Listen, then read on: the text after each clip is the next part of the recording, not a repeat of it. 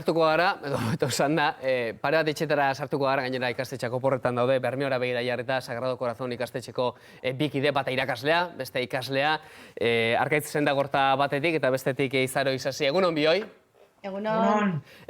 Arkaitzekin hasita irakaslea denez, Izaro, baimenduko didazu, ez? Jerarkian berai lehenengo galdetzea. Ze balorazio egiten duzuek klaustroan eta bizi duzuen egoera honetan hartu beharreko erabaki ez, eta nolabait ere egokitu beharraz garai berri hauetara, ze pentsatzeko agian ikasleak natibo digitalak diren neurren ere nahiko ohituak daudela bide berri hauek eta arakatzen eta horretara egokitzeko bidea badaukatela, baina irakasleok prestatu egin behar izan duzu materia eta modu berriak asmatu ere baina neurri batean, ez, Arkaitz? Bai, hasikeran geuretzako guk zalantzak enduzan, guztiontzat egoera barri eta desberdin bat talako, no? Baina, uste dugu lehenengoko 3 aste honek pasata, valorazioa positiboa dela. Eta horretarako komenta dozunez, ikastetxean haurtzaindegit ikasita lehen hezkuntzako 2. mailara arteko mailetan, irakasleak familiekin kontaktu zuzena daukie, e-mail bitartez, Alexia programa bitartez, eta lehen hezkuntzako 3. mailatik 2. hezkuntzako 4. mailara arteko mailetan, ikasle bakoitzak bere baliabide digital propioa daukanez, errazago eramaten da harreman hau irakasleekaz, eta nik uste dut lehen esan dudanez, lehenengoko 3 asteetako valorazioa bai irakasleen partez, bai gurasoen partez, positiboa dela. Sagrado Corazon ikastetxean hainbat ekintza eta ekimen egin dituzu, eta ikusten ari gara gainera orain irudietan ere, aipatzen zenuen harremana sustatu behar dela, ez? Irakasleen artean eta etxean dauden horien artean, ekimena ikusten ari gara, ze erabaki duzu hori nolabait ere sustatzeko eta hobeto egiteko zuek? Bai, gehien bat, guk ikastetxetik beti hasikeratik eduki dugu helburu bat, alde akademikoa alde batera utzi barik, alde emozionalari indar handia motea, no? Bestea bezain garrantzitsua dalako.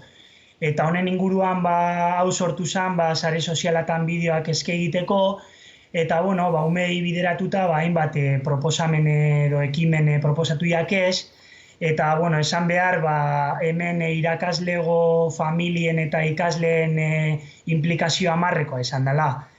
Eta, ekimen edo erronka honek desberdinak esan diez, adibidez, frutekin sortu dabez irudiak, gorputzekin sortu dabez irudiak, Bermeoko marrazki lehiaketan parte hartu dugu, hau esan proposamen hau Bermeoko udalak zabaldu eban Bermeoko herritar guztiei, eta guk ikastetxe moduan parte hartu dugu eurekin.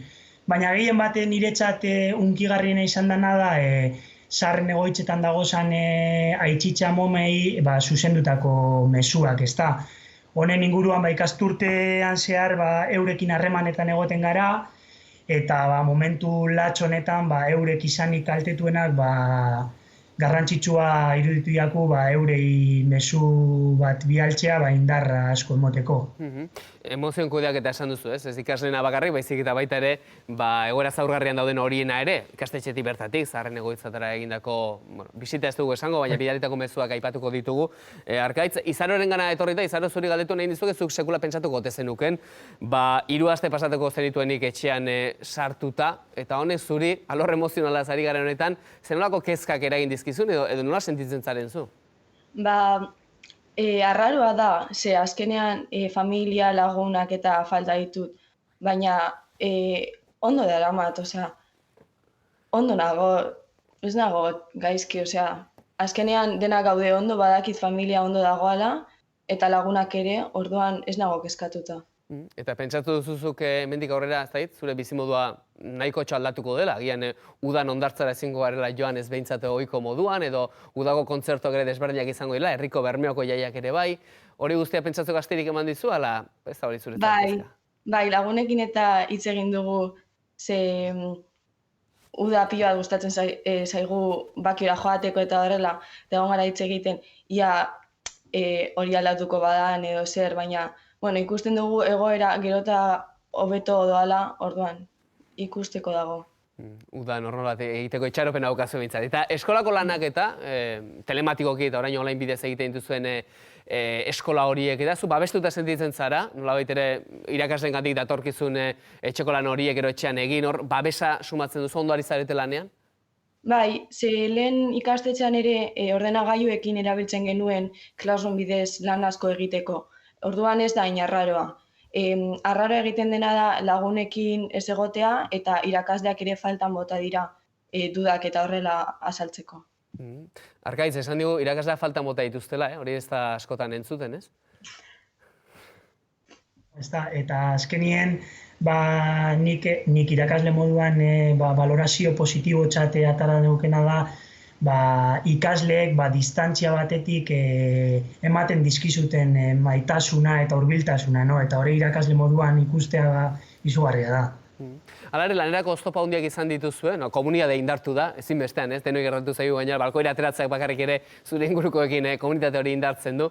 Zuen lanerako oztopa handiak ikusi dituzue, berrasmatu egin behar izan duzue zuen lanerako modu hori, lan handia izan da, pixo handia izan da, babesa sumatu duzue beste erakunde batzuetatik? Gehien bate arazo honetan ikusi odan egoerarik zaiena esan da, eguneroko gela ohitura honetatik aldatu behar izana eta beste distantzia bidezko eskola batera ohitu behar izana, no? Baina, gu egia esan klaustro guztia harremanetan gagoz eguneroia, bideokonferentzia bitartez batzen gara, eta gure artean dudak, zalantzak edo zer esan daikegun edo tal, dana hitz egiten dugu eta ondo daroagu. Izaro, zuk ze ikasi duzu prozesu honetan, nahikoa luze izaten ari den prozesu honetan, dagoeneko ze ikasi duzu? Nire ordutegia nik organizatzen, ze eskolan beraiek eramaten zidaten dena, eta orain ni autonomoagoa izaten ikasi dut, eta neure kabuz gauzak egiten. Tonain egia zaizu, etorkizuen aukera emango balizute ikastetxera bueltatu edo txan jarraitzaren artean, zuze aukeratuko zenuke? Ikastetxera joatea, hor lagunekin giroa eta nahi berdina. Klasekidak, ez, aurrez aurre ez eukitza hori dagian ezamarik handienetako bat, ez? Ikastetxa baditu bere pixuak, baina klasekidekin aurrez aurre egotea eta egun horiek pasatzeak horrek ez du presiorik, ez da?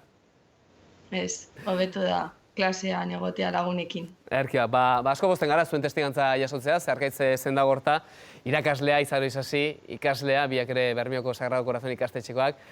Segi lanean, ez? Ematen du, funtzionatzen duela sistema, zuen ikastetxean behintzat, eta alaxe, humorez ala hartu gaitu zelako eutxi gogor. Beste arte, eskerrik asko. Eskerrik asko.